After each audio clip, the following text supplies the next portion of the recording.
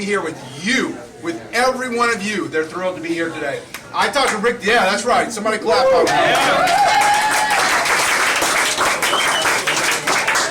So everybody knows the Talisman, right? They are such cool guys. Listen, I want to tell you, because I'm a fan. All I am is a fan. And my wife Katie had the coolest thing. Phil Schaus came and stayed at her house since Monday to help work on this event. So we're hanging out all week and stuff, and he's like playing and go, man, they're really, really good and stuff. And they're really good. They're playing today with Rick Derringer. And he came up afterwards, he said, thank you. He goes, I've never played with somebody that good. I go, it's amazing. And they were playing Exciter. And I told the story, you probably know this, that Rick Derringer played lead guitar in the song Exciter off the Lick It Up album. And he came over and I said, Rick, when was the last time you played this song? He goes, when I recorded it in 1983. And it was perfect. They were killing it. They were killing it. So it's just going to be amazing. So we're really fortunate to be here. We're really fortunate. I know a lot of you travel from a long ways to be here. And I promise you we're going to make it worth your while. But thank you so much for being here. I want to take a moment to introduce my partner, Brian Bell, who this event wouldn't be here without Brian.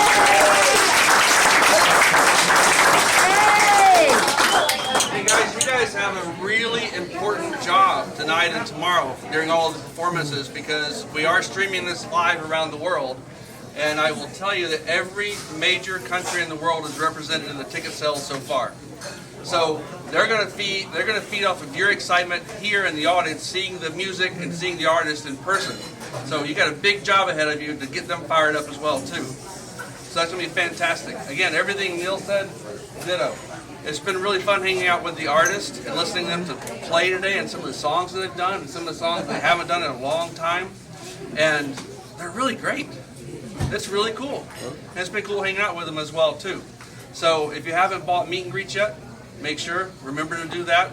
They're on sale there. And look, the meet and greet money, artists, it's been a hard year for everybody.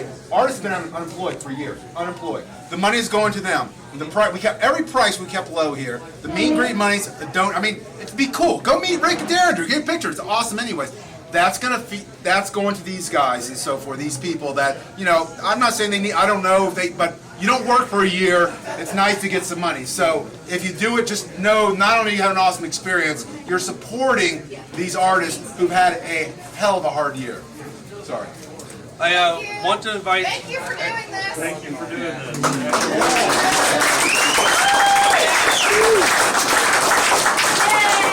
I want to invite Eric and Julie to come up real quick. They are our host of the Hotter Than Hell Happy Hour.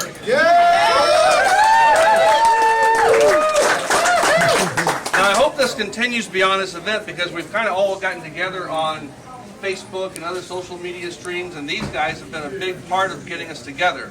So I hope we don't lose that family feel after this event's over. Let's keep it going for future events to come. Not to mention Cruise Fest. Cruise Fest, Yes. next October. Yes. Who's been on the cruise here? Who's been on the cruise? That's right. Right here. Yes. So 9 times. tomorrow, guys, we have something amazing. We have all day long tomorrow. We have a trade event with 19 different trade booths with some amazing merchandise. Kenny over there, one of them, right? Yep. So Neil and I, we were fortunate enough to buy out a private collection, which is really pretty cool. We got some cool stuff, so come by our booth too. But what I wanted to do is we pulled this piece out of the collection to present it to Eric and Julie as a thank you from us for hosting this event.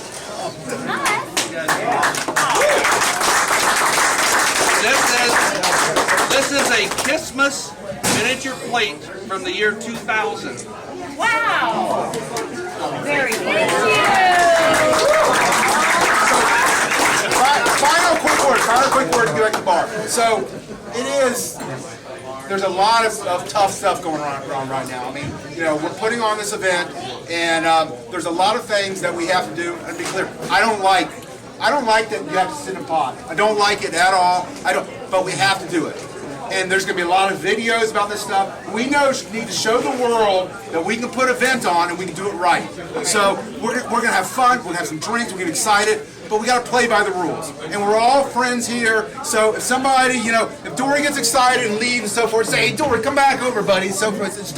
Because we have to do it. I wish we did. I'm not happy to tell you that we have to follow these rules, but it's the only way we could do this. When we started this, we said, we're going to create the way we're going to do it right, because we're not going to have people next week talking bad about you and us and this event. So, everything, just remember, I know you don't like it, and I don't like it either, but let's just have fun, play by the rules, do it safe, stay in your pods.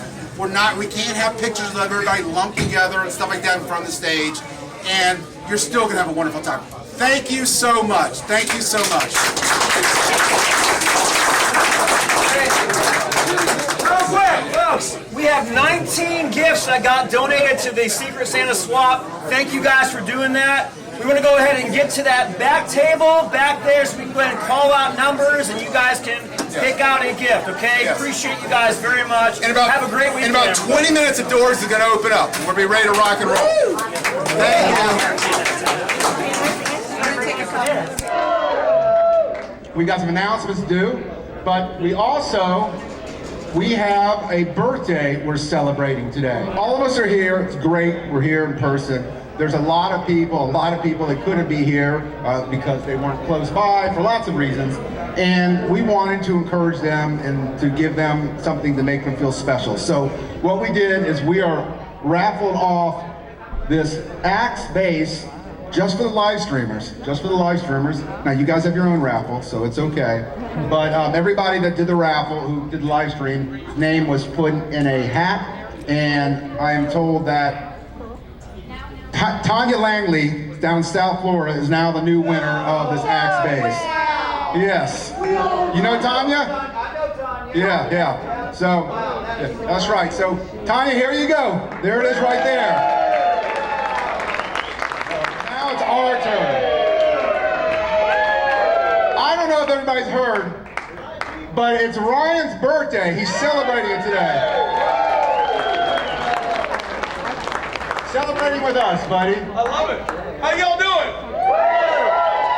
Thank you guys for being here. I know it's been a really weird year, to say the least, and this is the best way to end it. Because we've missed, as much as you guys miss going to shows, we miss playing the shows so much. And I know this is weird, the spacing, but thank you guys for doing it and tolerating it and going along with it and everything, because this is the only way we can do it right now. So thanks for being here tonight, and what a great birthday. This is awesome.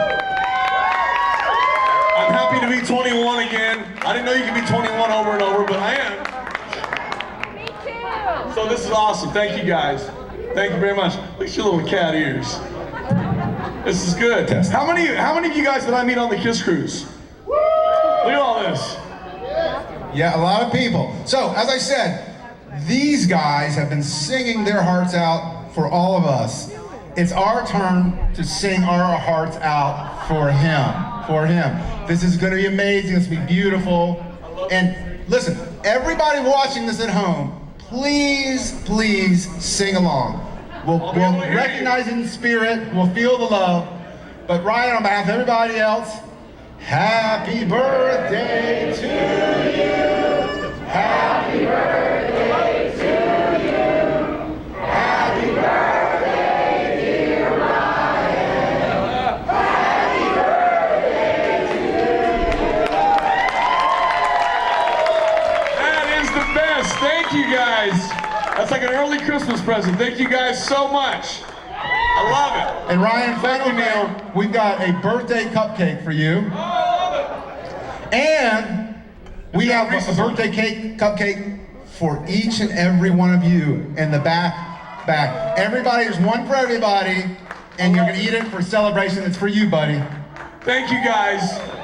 Merry Christmas. Thanks for being here tonight. Thanks, guys. We'll see you at For Enough's Enough, right?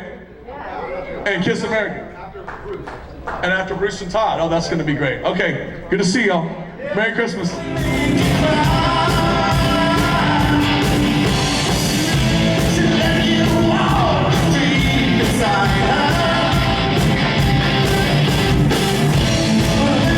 wants to pass it by.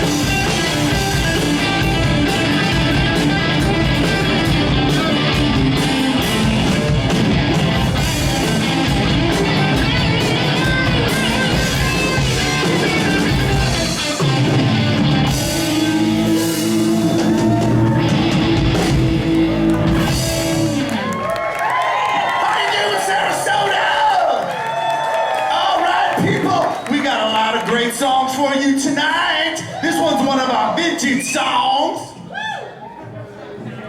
This one's called Ladies in Waiting.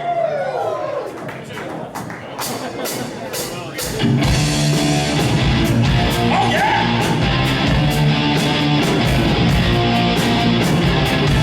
So you went to the market and the meat looks good tonight, and the ladies waiting will show you what it's all about.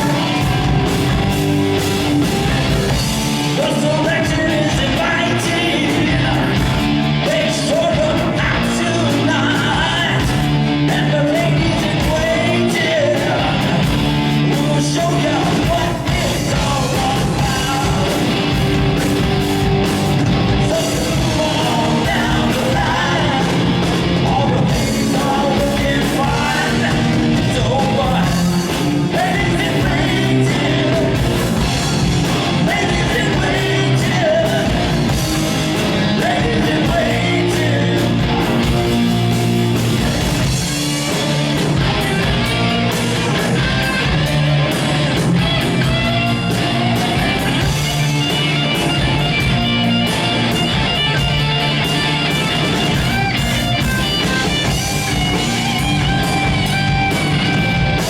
Move on down the line.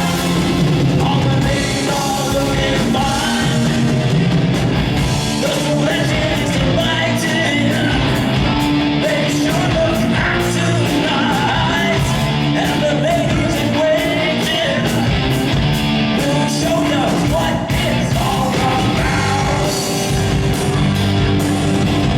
Move on down the line. All the ladies are looking fine. So ladies in waiting, ladies in waiting, ladies in waiting, ladies in waiting, ladies in waiting, ladies in waiting,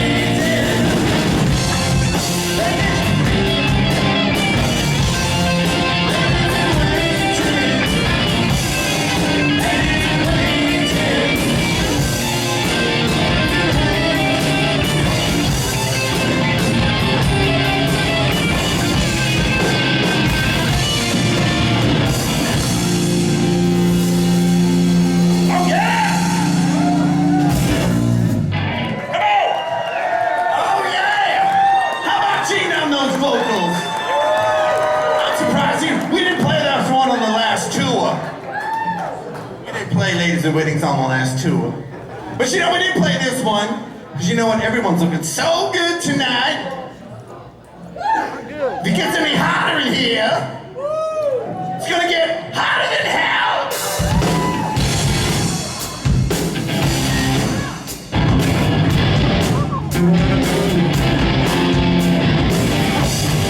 Come on!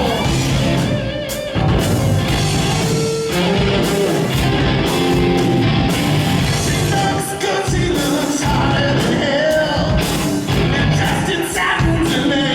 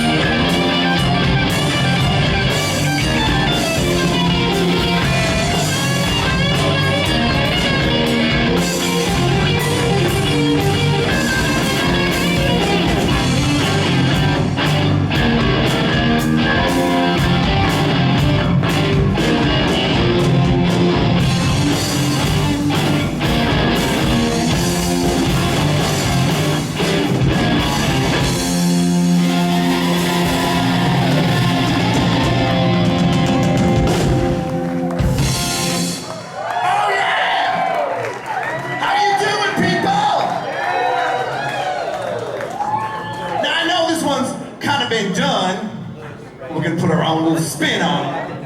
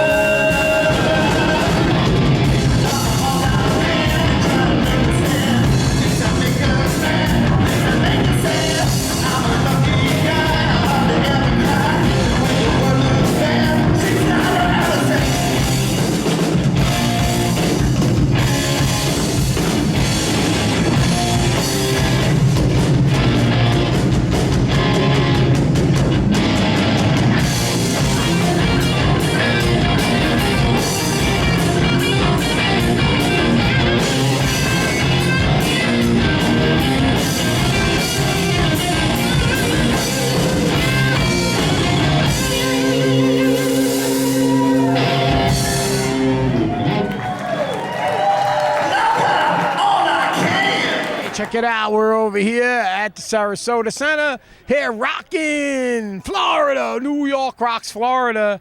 Yeah, we're here with Ryan, right? Yes. Ryan, yeah. I got your name right. Yeah, hi, Ryan Bales. Ryan, tell a little bit about what you do. And then you're in a tribute band, you said now. Talk Yes. about that. Go ahead. Yes. I play Paul in a tribute band. We're based out of St. Petersburg and Clearwater, and we're called You Wanted the Best. And that's a Kiss tribute band, of course. We got to remember to say that, right? So Kiss tribute band, and is that like the first band that you were in as a tribute band, or is that the current band that you're in now? That's my current band, Right. but actually I started back in around 2010 with Neil, who's now in Kiss America. Right. He and I started together in doing Kiss tribute.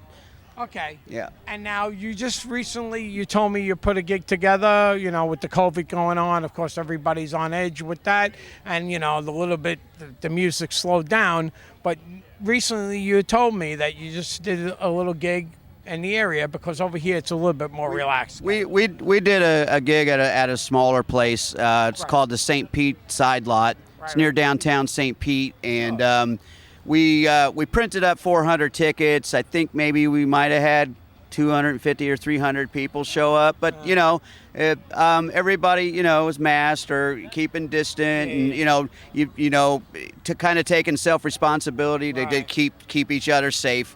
There were a couple of small children that were at the show, and one of them came up on stage with a beautiful butterfly outfit.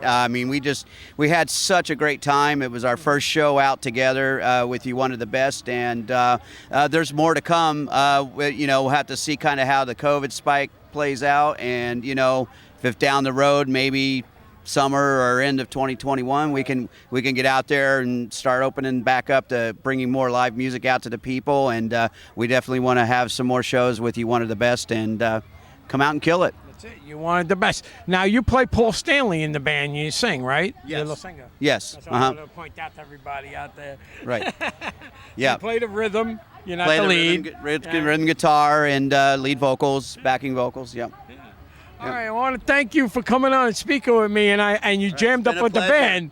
Yeah. How'd that feel? Well, it felt great. I always get so pumped when I'm able to get up there and play, and they couldn't find anybody to come up and do And some you bass played on the a song. bass. So, You played the bass, I just said, well, and I play bass in an original band too, so I'm comfortable with bass as well. My original band's called Avenging You Benji. heard this. He's multi-talented. He can do both. So, Yeah. just in case you need a bass player or a guitar player, you got one here. You got Ryan. Tell them how Variety they is can the find spice of out. life. Find out how they gonna find out. How they gonna find you? Tell everybody. Yeah. Okay, well, if you go onto Facebook, you can look up "You Wanted the Best" tribute to Kiss Facebook page. There's pictures there, probably a couple videos, stuff like that. I also have an original band called Avenging Benji with Ben Jackson from Crimson Glory fronting the band.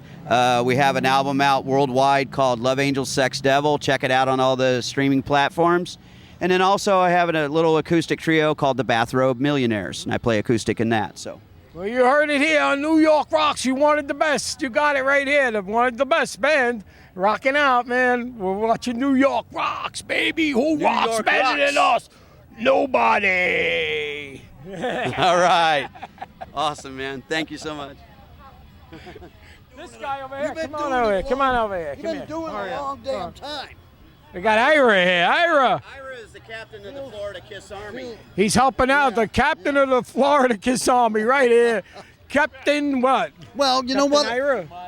It's just because I run a Facebook page called Florida Kiss Army.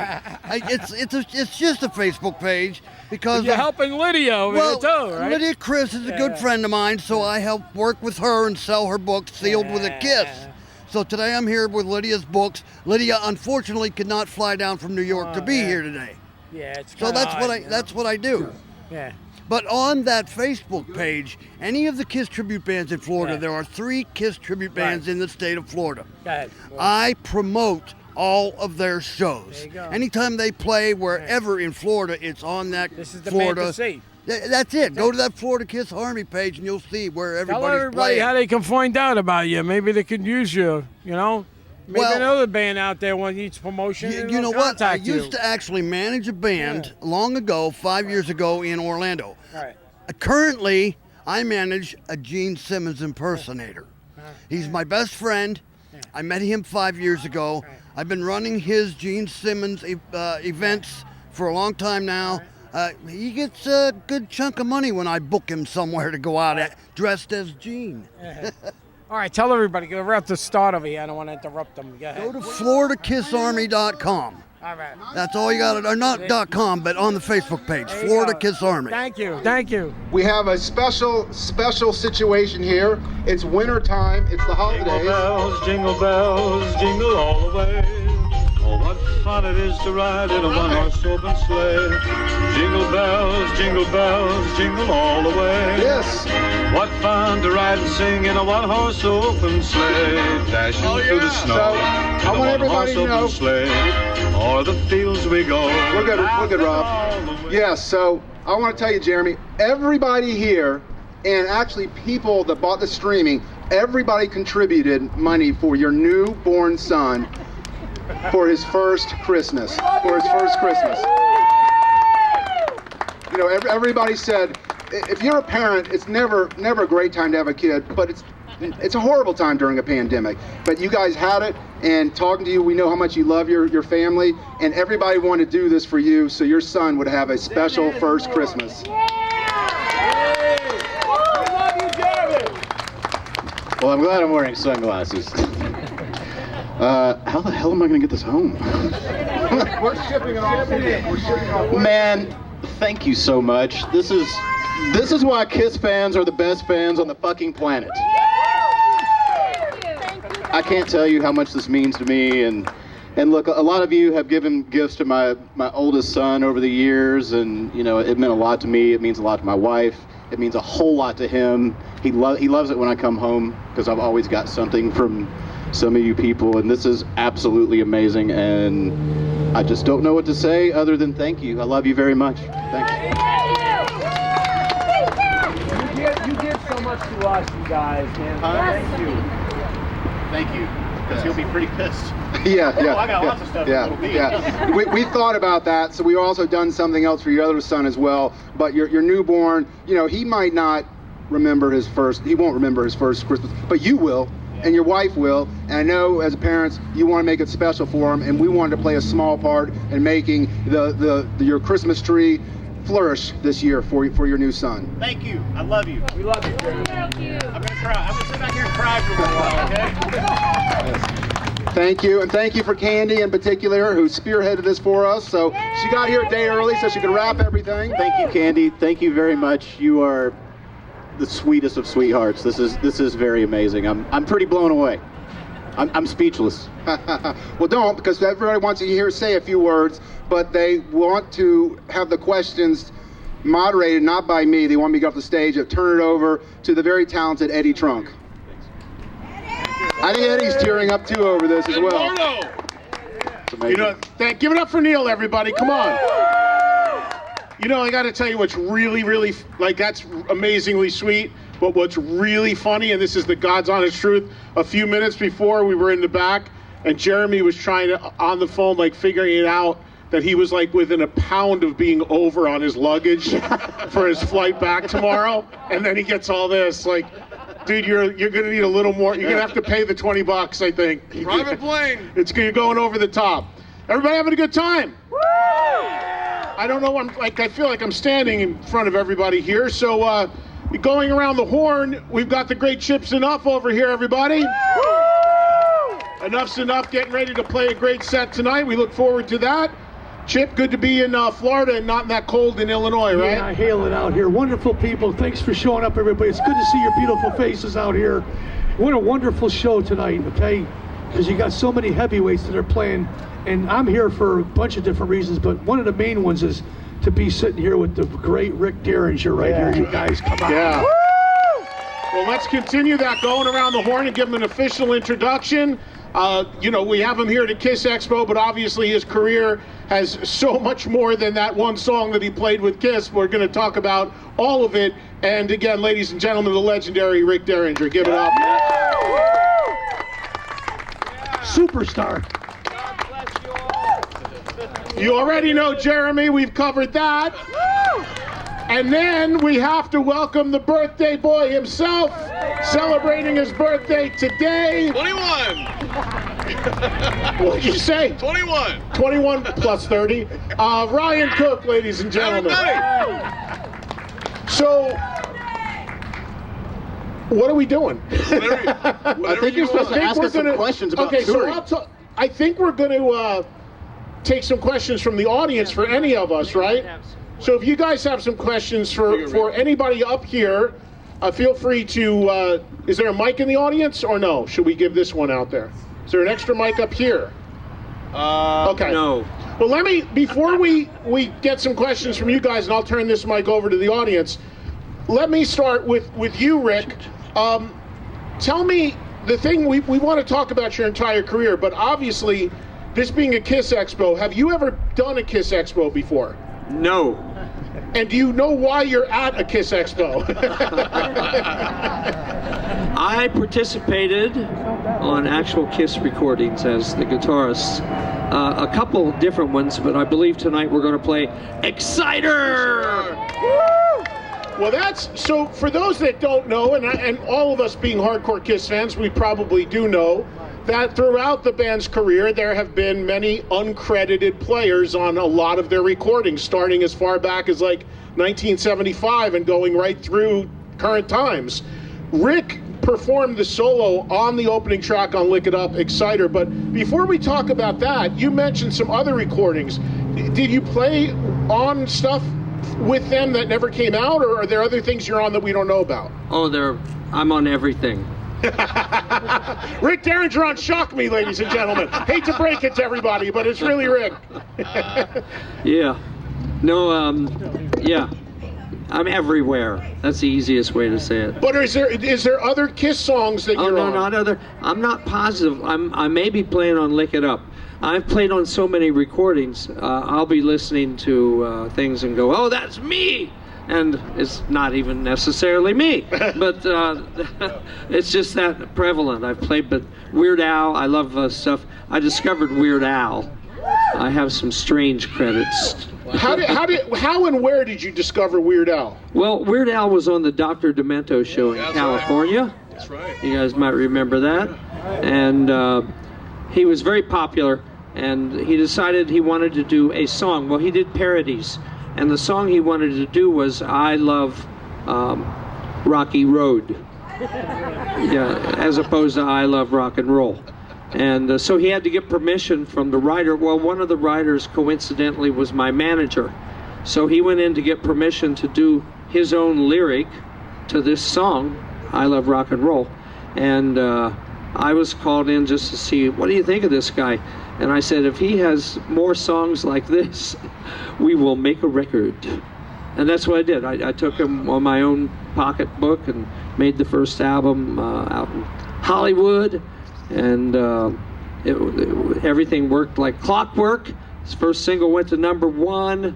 We won 2 Grammys, 6 albums I did with Weird Al. No idea. Did you ever envision, when you first heard Weird Al and did that first record, did you ever envision it being as big as it became? Did you ever see that potential? I envisioned it being as big as it became, actually. But what I didn't envision was, as a producer, I was producing a lot of great records, and I thought discovering Weird Al and having that kind of success would really help my production career. And in effect, what actually happened was Weird Al single-handedly destroyed my career as a producer. Because everybody instantly said, well, we can't have a novelty producer. We can't use a novelty producer. And I heard that so many times, just because I said the most novel thing about Weird Al is how hard he works as opposed to all the other artists I've worked with. And novelty, there's no novelty in selling millions and millions of records, so people would definitely take notice of that. Of course, everybody knows and loves Rick's big hit, Rock and Roll Hoochie Coo, which I think we're going to get a little bit of tonight. Oh yeah, we'll play that. And also your very first hit with your very first band you're going to perform, right? Yeah, my first band was the McCoys. I put them together when I was about 16 years old, 15, 16 years old.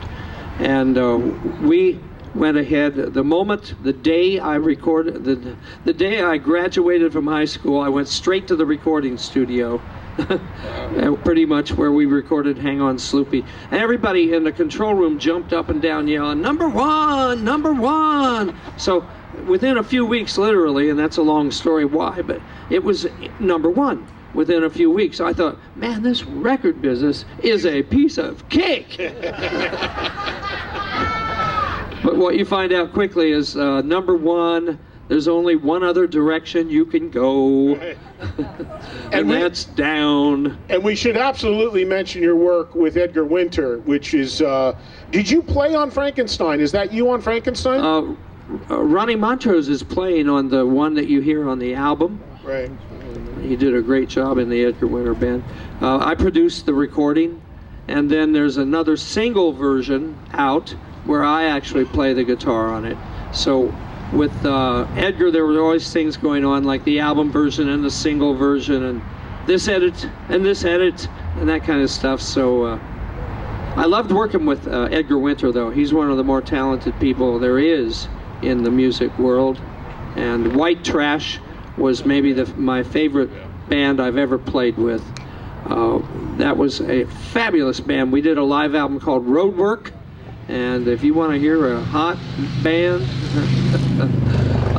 Edgar had, when he grew up in the Texas area, and I forget, the Tri-Corners or Triapolis or something, I don't know what it's called there. But there's 3 cities that make a lot of great music, made a lot of great music when Edgar was growing up.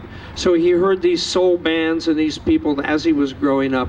And when he decided to put together the band that he called White Trash, he said, I want to go back and get some of those, my favorite guys, that I ever saw when I was a kid or growing up or heard about in my neighborhood. And that became the people he sought out and found to become the band White Trash. So it was a fabulous band.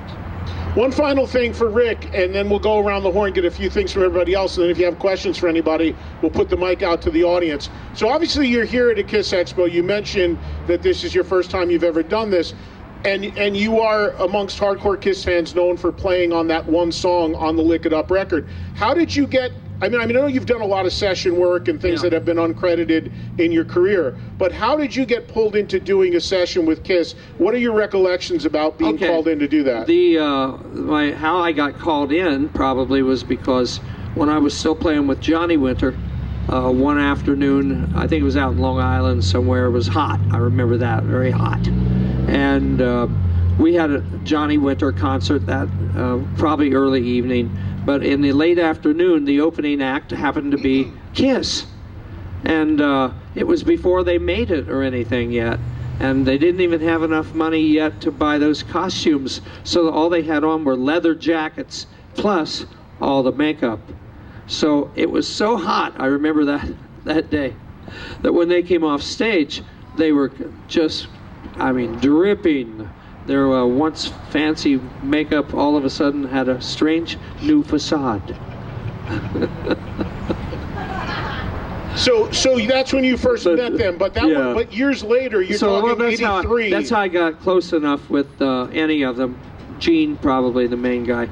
But for him to feel free to just call me up and ask me if I want to come up and play on a song.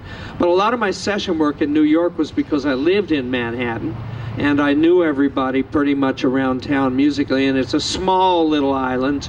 And if they need somebody on a recording, it's always good to go, hey, Rick's probably home. Let me call him up and see if he can come up and do this thing. So I would get calls literally from people like Gene Simmons saying, can you come up this afternoon? We need you today. That kind of stuff.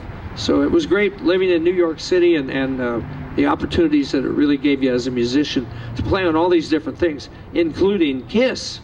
So we know this is 37 years ago, and we know you've done a ton of other things, but is there anything specific you remember about recording that song? Do you even remember the session? I vaguely remember the session, but those were from the years I like to call my Tim years.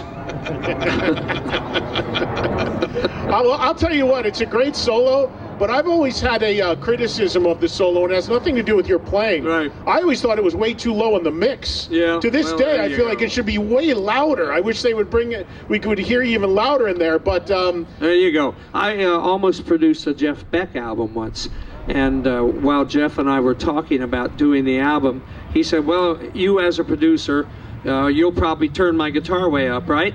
And I said, well, you know, man, you're Jeff Beck. I'm not going to turn you down. He goes, that's the mistake. He said, that's the mistake. He says, it can't be loud.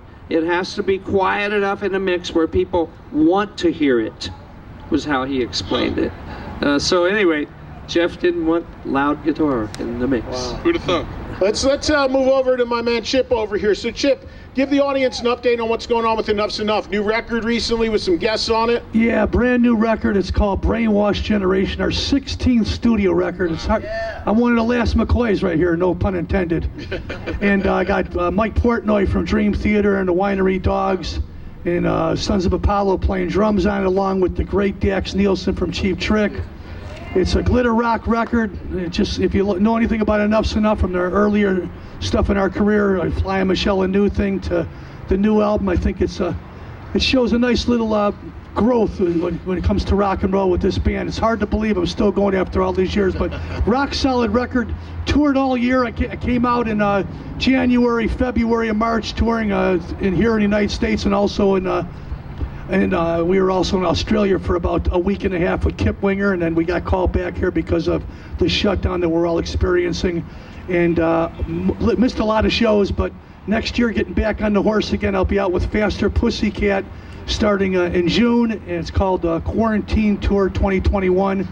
So you want to come out and see two bands that are full of piss and vinegar. There'll be a really good show, and I want to say, everybody out here, I wish everybody a Merry Christmas and a Happy New Year. Always good to see your face. God bless all your families. Yeah. Woo!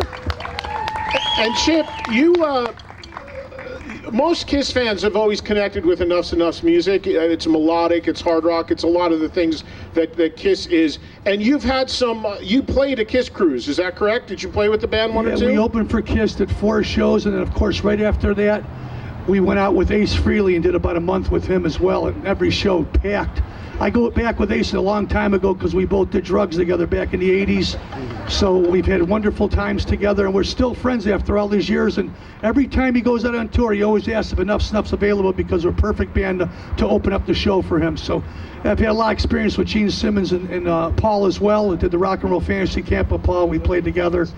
Gene has always been nice to me. I've actually sang on stage with Kiss, believe it or not, back in the 90s when they had no makeup on. So a lot of experience with them. They've always liked our songwriting, and I've always appreciated and admired their strut as well.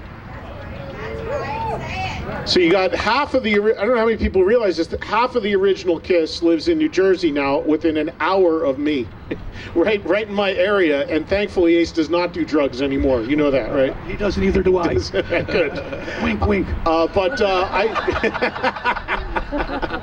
I spoke to Ace, who's now my neighbor, the other day, and he just opened his, built a recording studio in his new house. And I spoke to Peter the other day, and his birthday is tomorrow. Peter's 75 tomorrow. 75. And, God bless him. Yeah, I spoke to him about 3 days ago. He's doing well. And actually, on my radio show the other day, I premiered a track that he played on that Richie Scarlett recorded that just came out, The Emperor and the Catman. So that's making its way online right now. So it's good to see Peter play. They recorded it 1.5 years ago, Richie told me, but still, it's good to have something out there with him playing drums on it. Let me talk to 2/3 of the Talisman guys here real quick, and then we will take questions from the audience on anything. You guys, I mean, I guess, starting with the birthday boy Ryan over here, I knew these guys along with Philip before all this Kiss Mania started, because I host a cruise every year called Monsters of Rock, and these guys were on with their band the Rock and Roll Residency, which was a cover band, but one of the best cover bands I had ever seen. So it's got to be 6-7 years ago, we were on one of the cruises together, and we just became friends, and they would tell me that, I remember there was one cruise, it was a Moody Blues cruise, which is kind of like a little sleepy, if you will. You know, no offense to the Moody Blues, but a little sleepy. And I'm talking to these guys, and they're on it, so I gravitate right to them. I'm like, what are you guys going to play? And during a Moody Blues cruise, where the average age was, you know, up there, and I'm old, so I can say that. This is Peter Chris's age. These guys went out and played to that audience Wang Dang Sweet Poon Tang. We just snorting whiskey, drinking cocaine. And snorting whiskey, drinking. It's one of the most brilliant things I've ever seen. And they had me right there. You had my love right there. Yeah. But then you became really, I mean, you always did Kiss, and we were always big Kiss fans, but you really became entrenched in the Kiss world initially because of being Gene Simmons' backing band, right? Yeah. What happened was Jeremy and I had another show that preceded the Rock and Roll Residency called the Big Rock Show. And we were, kicking around Nashville. It was Paul Taylor from Winger, Jeremy and I, and a guy I grew up with from Topeka, and our friend Matt Green on drums, but who played with Bret Michaels for a while. But anyways, we were in Nashville with nothing going on at the time and started just doing this 80s rock show. We wanted to do Judas Priest and Whitesnake and Van Halen and Motley and Rat and all that. And it wasn't even for money. And we started doing it, and it went over really well. And then Doc McGee's my neighbor, a good friend of mine who I've known forever, and Doc would come see us play, and we'd be upstairs drinking beer, in the dressing room and everything, and kind of wait. You know how bands are. If it's at a club, you kind of wait. Let's wait till more people. So whenever Doc would walk up the stairs and point at his watch, like, I'm leaving, we would go on. And the band went over really well in Nashville, so then one morning he asked me out for coffee, and he said, hey, yeah, dig this. And this was 2010, the end of the year. Actually, it's right around my birthday. And he said, look, Kiss is going to do a cruise. And I was like, no kidding, really? He goes, we should put Big Rock Show on this boat. And we'd never been on a cruise. I wasn't even in Big Rock Show at the time. I did not even know Ryan Cook at the time. That's right. So we end up being on the boat. It goes great. Jeremy jumped in with us like a month before it happened. I'll tell that story when it's my turn. And then, anyway, so we get on this boat, and every night we would play the Lido deck. If you guys haven't been on the cruise, which is the big deck, and every night I'd look over to stage left where the Guitar World was and whatever, and the guys would walk out. Paul, Gene, Tommy, Eric, everybody come out and watch us, and we went over. It was really nice because a lot of you people have been on it, and everybody was really good to us. We had a great time, went over really well, and then we just got invited back every year, on the Kiss cruise, and kept doing it. And finally, I got an email from Gene one day, and he just said, "Hey, I want to talk to you on this next cruise," and again, it was right before my birthday, and he said, "Hey, I'm gonna go out and do 4 shows next year. Can you put together a band?" And I'm like, I got this. And that's how it happened. It was a Kiss cruise that actually, so I thank Doc for that, and that's just the way it went down. It really was that easy. We'd play 3 times on each cruise. We'd do 3 performances, and Paul and Gene would, and their room was right above us. You know how the suites are? So I'd look up and see Paul leaning over they're watching us, what I mean? So they definitely knew about it. So that's how we got the Gene gig. And it was funny because he promised me, he goes, "We're only doing 4 shows. And then 2 years later, we're still with him, and then he hands us over to Ace. So it's pretty cool. Well, it's a good story. Jeremy, pick that story up, and then you get Gene literally takes his band and hands it to Ace, which is, to this day, these guys play along with Philip and Matt Starr with Ace Frehley. Yeah. So talk about that transition. And don't forget Fitz. Oh, yeah. So we toured Australia with Gene and Ace. We would play with Ace, and then we'd take a 30-minute break, change our clothes, and then go back out and play with Gene. And I will never forget Sydney, Australia. We got done playing with Ace, and Gene pulls me into his dressing room, and he says, "Ace is going to ask you to do the cruise." And, I'm not going to get into conversations that had happened prior to that, but I wasn't sure if, Gene was cool with that, if he was just relaying information. So I was like, well, how do you feel about that? I swear to God, y'all, Gene Simmons said this to me. "I have no ego. Live and let live." He did. And just real quick, I got to interject one thing. Because it's kind of important, that story. Going over there, Ace did have a band, and those guys are great, Richie and Coogan and everybody. So to keep costs down for Ace, since Ace was technically opening the show, it thought it'd be easy to use both bands, but Gene was really cool about it. He didn't just push us into that. He copied me on an email directly saying, "Look, Ace was wondering if you would be his band over there." So I had to wonder, so I emailed Gene back privately and said, "Look, are you really okay with this, or is this just you being proper, showing Ace?"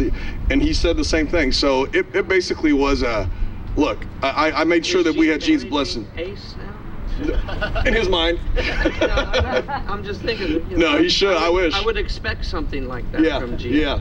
No, but that's how it went down. Yeah, and I mean, playing with both of those guys in the same night, I mean, you can imagine how cool that is for us. I mean, if we weren't on stage, we'd be here. We'd be paying and seeing whoever else was here playing with you guys. Yeah. I mean, we are you.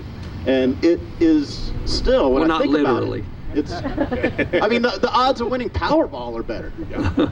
And one of the cool things about you guys getting plugged into both of those situations is that you being such fans, and I know this from having, knowing Ace so well and working with him for so many years, as fans, we remember songs and records way more than the artists who actually recorded them often. And I've seen that with so many bands firsthand, where we're like super fans and we know every song on every record, and they frankly have no clue. They don't even remember it. And with you guys being such big fans and being in the band, they inspired those Ace and Gene to go outside of the same set list stuff and do things like Charisma or, deep stuff from Ace. So as hardcore fans that love the whole catalog, I think that's a really important thing, because it gets some of those, get some different stuff in the set that we don't hear every time. So I always appreciate it beyond your playing that you guys brought that to it. Gene was really into that too. These guys are great, by the way. Thank you very much, Rick. Great I appreciate that for you. Gene was really into that. Over the course of a year and a half, we did over 60 different songs, and we never did the same set list twice. Never. And it was awesome. When you Like, wish upon a star. yeah, we even did When You Wish Upon a Star Epic once. fail. Epic fail. Learning experience.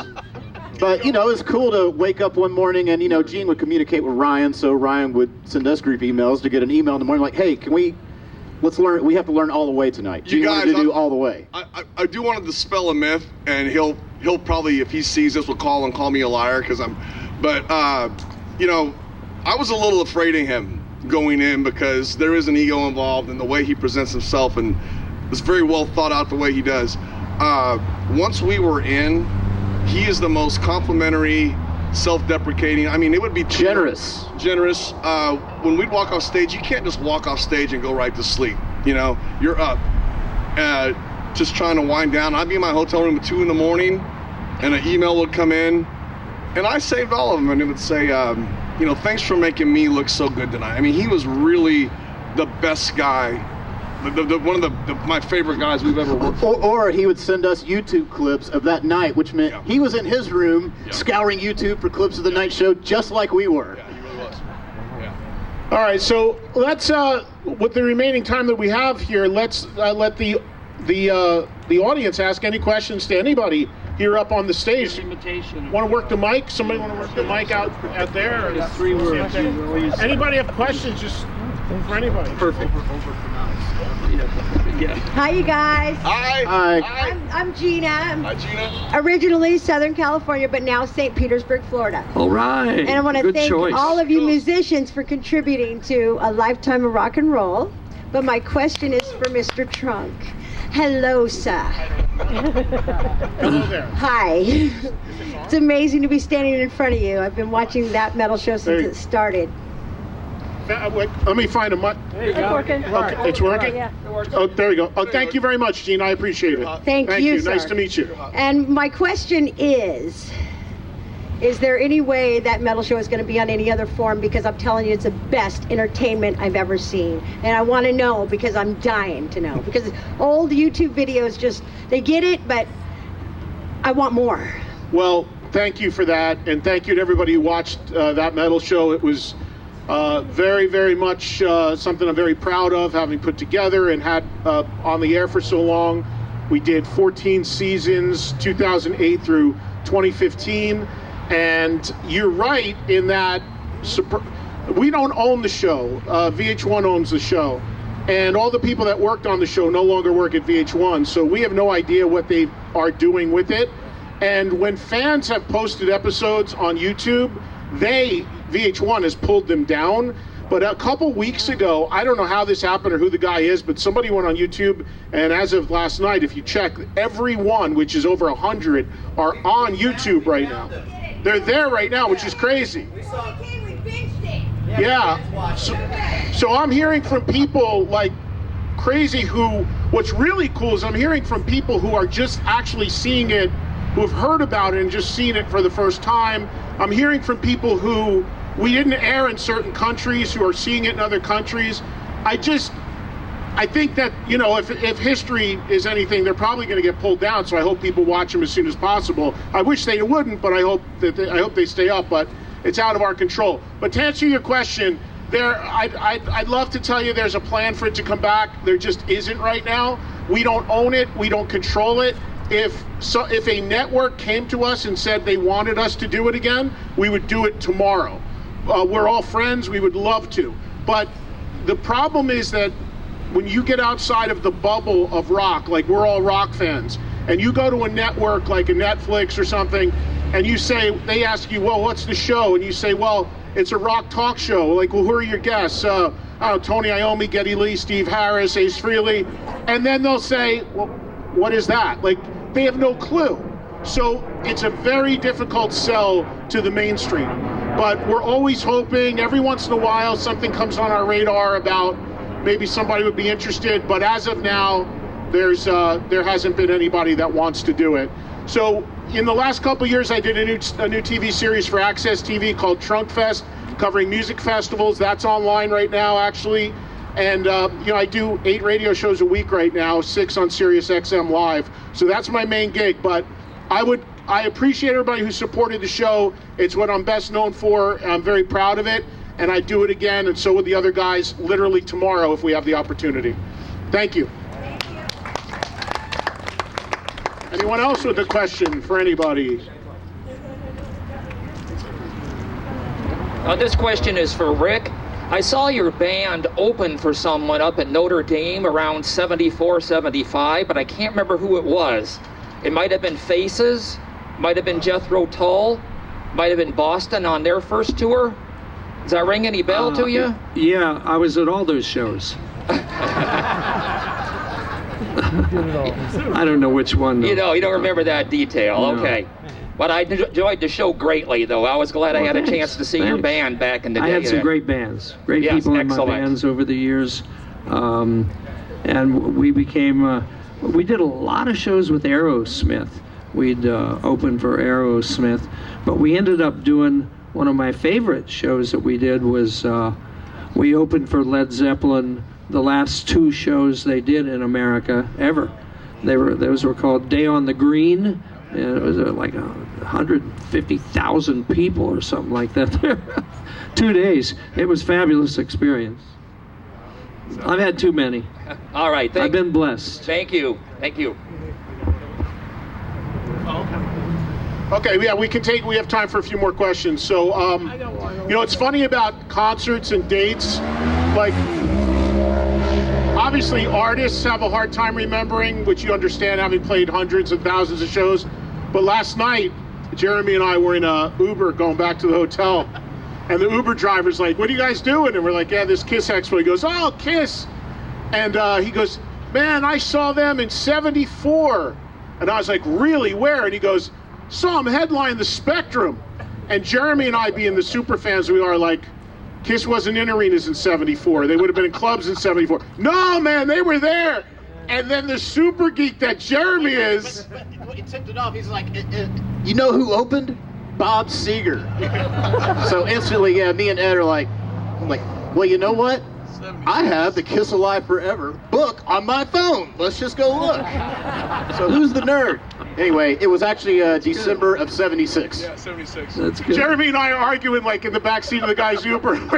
Ryan doesn't even know this, and we're going, had to be 75, late 75, 76, right? Seeger, and then he pulls out Kurt Gooch's book. He's going through it, can't find it. We're mumbling to ourselves going up to the elevator, and then a half an hour later, he texted me in my room. Here's the date. And we're like, we couldn't let it go. But this guy was convinced he saw Kiss in an arena in '74 headlining. We're like, it just didn't happen. Anybody else with a question? I want to thank you guys for coming here today. This is a great experience, and I want to wish everybody a happy holidays, Merry Christmas, congratulations on the baby.